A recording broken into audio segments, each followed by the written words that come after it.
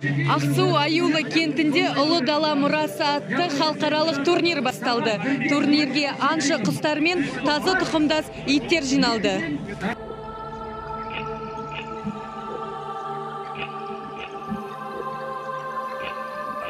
Екі күнге созылған турнир Сәкен Сейфуллиннің 125 жылдығына арналды. Турнирге Нұр-Сұлтан, Алматы қаласынан, Қазақстанның 13 облысынан, сондай-ақ Монғолия мен Қырғызстаннан 80-нен астам өкіл қатысты. Қатысушылар бүркітпен, ителгімен және қаршығамен өнер көрсетті. Қазылар иттің нағыз тазы екенін анықтап иісшілдігін сынады. Пансонардың ашылу салтанатына Қарағанды облысының әкімінің орынбасары Абзал Нүкенов, Қазақстанның батыр ғарышкері Тоқтар Әубәкіров қатысты.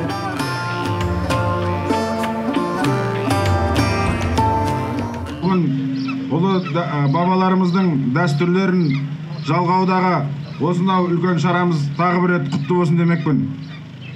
Өздеріңізге облыс әкімі Жеңіс Махмұдұлының ізгі ниетін жеткізгім келіп тұр, рұқсат етсеңіздер.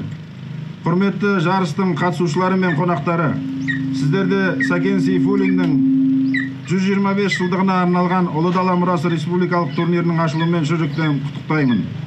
Жалпы ұлттық патриотизм идеяларын жүзеге асыру спорттың ұлттық түрлерін қайта түлетумен және дамытумен тығыз байланысты. Қарағанды облысында ұлттық спорт түрімен 42 мыңнан астам адам айналысады. Осындай жарыстан кейін бізде мүмкіншілік туды. Қазақ оянып келе жатыр дегенде. Міне, айналайын қазағым, оянғандарыңа рахмет, көп жасаңдар. Осындай біздің ұлттық ойын көбейе берсін. Сайыскерлер 60 бүркіт, қыран мен сұңқар құстарын және тазы тұқымды 34 ит алып келді. Жыртқыштар турнирге арнайы алынған қоян, түлкі мен борсықтар даулады. Бүркітпен айналысқаныма мен 13 жасымнан бастап айналысқам, қазір 26-тамын, 13 жыл болды. Бұл бүркітпен қазақтың салт дәстүрі деген ер жігіттің бір мойнындағы міндетті өнер деген.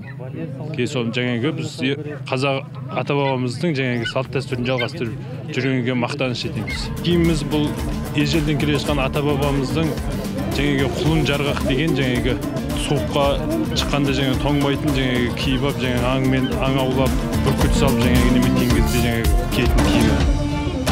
Құсым балапан құс, бір жаста Ағиық деген аты бар. Халықаралық турнирге қатысқан қатысушылар бағалы сыйлықтармен марапатталды. Алматы облысынан келген Хан Тәңірі бүркіттің құсбегісі Алмас Сейітжан Сәкен Сейфуллин атындағы арнайы сыйлыққа ие болды.